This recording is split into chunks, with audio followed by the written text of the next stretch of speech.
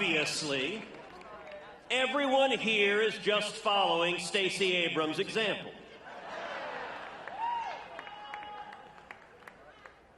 We find ourselves at an existential moment for our nation. The threats in our country have never been greater. So I want to do something a little bit unusual for CPAC. I want to step back and go a little more philosophical and ask, what is this battle all about? What are we fighting about in this nation? And I'm going to suggest that the fundamental conflict that is playing out across this great nation is a battle between power and liberty. The two are in fundamental conflict. We are seeing it every day. Vaccine mandates versus doctors and nurses. Mask mandates versus kids in school. Spotify versus Joe Rogan. GoFundMe versus Canadian truckers. Justin Trudeau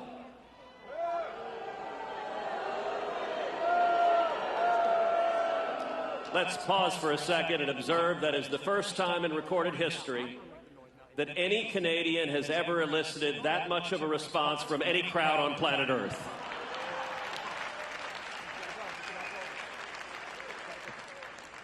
Justin Trudeau and the God-fearing Canadian truckers.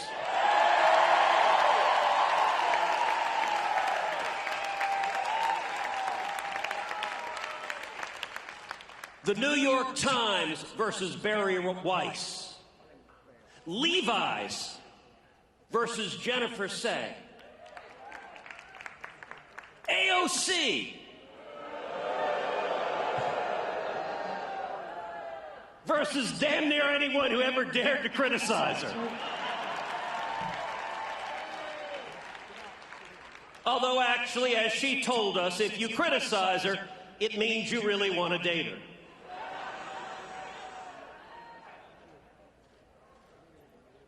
If you look at this battle, this is not a battle between the weak and the strong. Joe Rogan is many things, but he ain't weak. Major League Baseball, which went after the voters of Georgia, the Georgia voters are many things, but they ain't weak. The Biden Department of Justice, when they went after parents. Parents are many things, but they ain't weak. Just ask Loudoun County. Just ask Terry McCullough. Just ask all the left-wing Democrats in Virginia who are scared out of their minds right now. You got to understand what is playing out here. What is playing out is the powerful are afraid. They are terrified of you. They look out at the men and women in this room and you scare the living crap out of them. They are afraid of truth. They are afraid of liberty. That fear is driving them. Let me suggest a principle, a very simple principle for conservatives to understand. Big is bad. Across the board, big government sucks. Big business sucks. Big tech, big Hollywood, big universities. Any accumulation of power that is centralized is fundamentally dangerous for individual liberty. What is it that the communists want? The communists want control of everything. They want centralized power. How do we ensure freedom? You know, the principles I'm talking about were said far more eloquently, far more elegantly 2 centuries ago by James Madison in Federalist 10. James Madison talked about factions. That was an old word for special interests. And he said factions, if they're able to seize control of government, will strip away our liberty. And the genius of our Constitution is the checks and balances that divides government, that makes one branch fight with another branch, makes the executive and Congress fight, makes Congress and the judiciary fight, makes the federal government and the states fight. And what the framers, their genius was, the Supreme Court has called it splitting the atom of sovereignty. And that if the factions, if one faction can't seize control of everything, then they can't use that power against the people. That principle was true 2 centuries ago. It's true today. Why is our liberty so under assault? Because giant corporations, giant tech, giant government, they work together hand in hand. You look at what happened with Joe Rogan. Joe Rogan, Jen Psaki. Oh, come on, Jen Psaki doesn't get the Justin Trudeau treatment? All right. You know, Peppermint Patty deserves some love. Jen Psaki from the White House podium said, billionaires in Silicon Valley, please silence that pesky Rogan guy. There's a pattern of government asking big tech to silence dissent. In Canada, the Canadian truckers, Canadian government says, GoFundMe, billionaires, please silence these pesky truckers. By the way, the workers of the world had a revolt, and the left is pissed.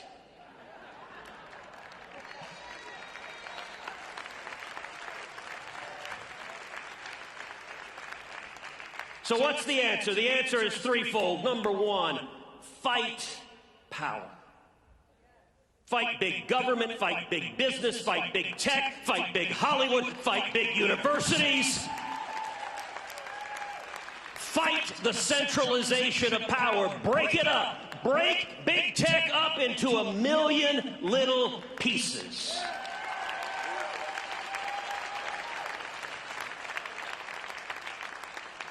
Decentralize. You know, we just had Wayne LaPierre talking about guns. Why is it the left, when they seize control, they immediately want to take away everyone's guns? Because then the state has a monopoly on force. If the only people with guns are the jackbooted thugs, then liberty is gone. So we need to decentralize. We need to break it apart. It's one of the reasons why I am so bullish on crypto, on Bitcoin, because it is decentralized and not controllable. And let me give a fantastic example. So Justin Trudeau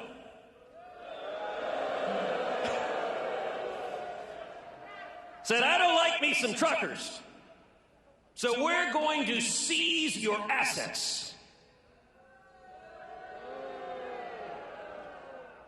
So then the court went to try to seize the crypto that was being given to the truckers. And I don't know how many of y'all saw a letter that I actually want to read from. It's a letter from a company, Bitcoin company called Nunchuck. Here's part of the letter. Dear Ontario Superior Court of Justice, our software is free. We do not collect any user identification information beyond email addresses. We also do not hold any keys. Therefore, we cannot freeze our users' accounts.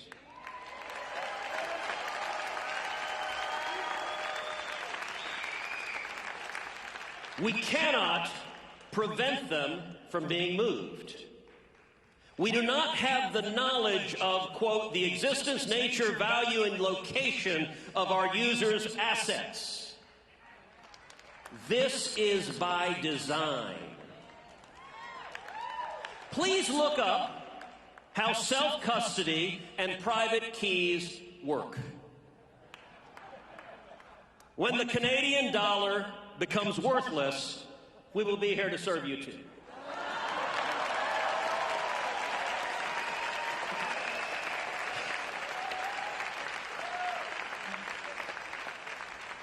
That is spectacular. By the way, contrast that to the craven, sniveling response of corporate America. When some whiny snowflake tweets at them, like, oh my God, I'm sorry. Like, God bless you saying to the government, go jump in a lake. That's how our country was founded. That is powerful. By the way, that is also why China recently banned Bitcoin. Because they can't control it, which is the exact same reason Elizabeth Warren hates Bitcoin. The Chinese communists and Elizabeth Warren, they both want to control you. Your assets, your savings, your speech, your life, your children, every decision they want to control, and so we need to break up the means of controlling the citizenry. I want an unruly, uncontrollable American, we the people.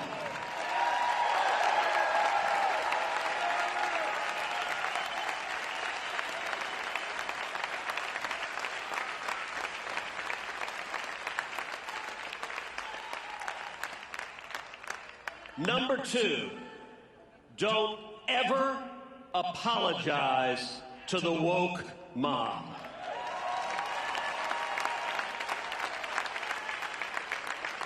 It doesn't work.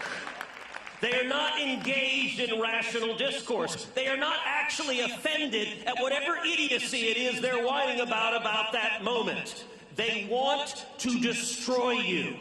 They want to silence you. They want to subjugate you. Respond with joy. Laugh at them.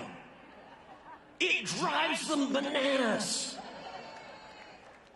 Okay, are leftists the least funny people on planet Earth?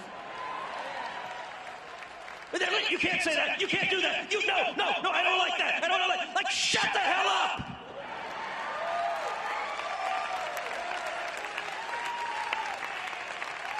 It's none of your damn business. If I want to get a vaccine, I'll get the vaccine. If I don't want to get the vaccine, I won't get the vaccine. And it's none of your business how I decide for me and my family.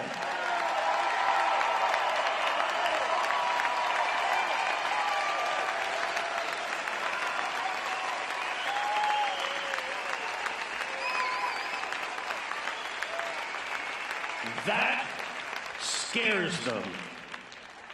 Because it's not controllable. And the third thing I'm going to say is speak out. Use your voice. Every one of you has a powerful megaphone to the world. Speak out and use your voice. 2 years ago, I launched a podcast, Verdict with Ted Cruz. All right, I want to say to everyone here under 40, please go and subscribe to my podcast. You can get it wherever you get your podcasts. 2 years ago, we were the #1 ranked podcast in the world. To everyone over 40, call your kids, call your grandkids, and ask them to subscribe you to the podcast. Number 2,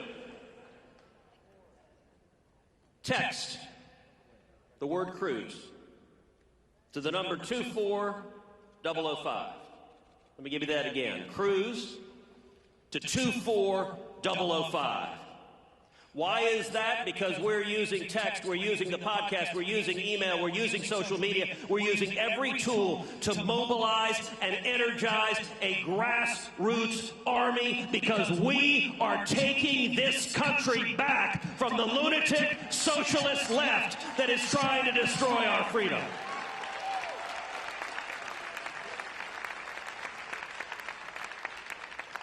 Let me say one final thing. In January of 2023, I'm looking forward to walking down the hallway in the United States Capitol and to bumping into a little man wearing overalls, carrying a screwdriver, and coming to change the sign on Nancy Pelosi's door.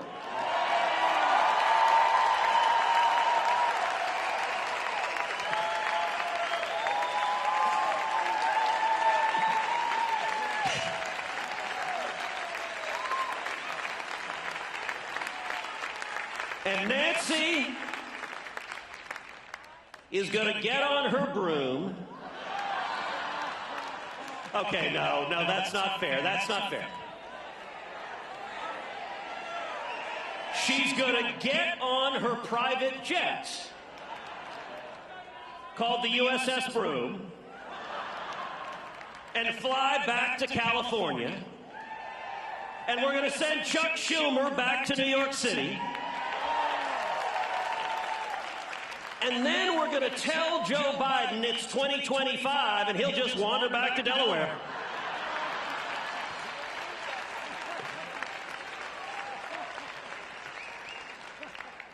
Change is coming.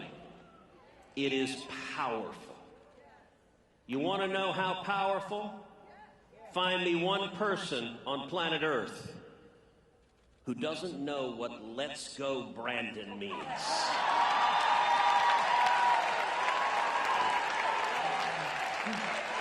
And not just in red states. How many of you saw at the New England Patriots game in Boston the entire crowd chanting "Let's go Brandon"? That is powerful. A wave is coming. We are taking our country back. We are standing up to power.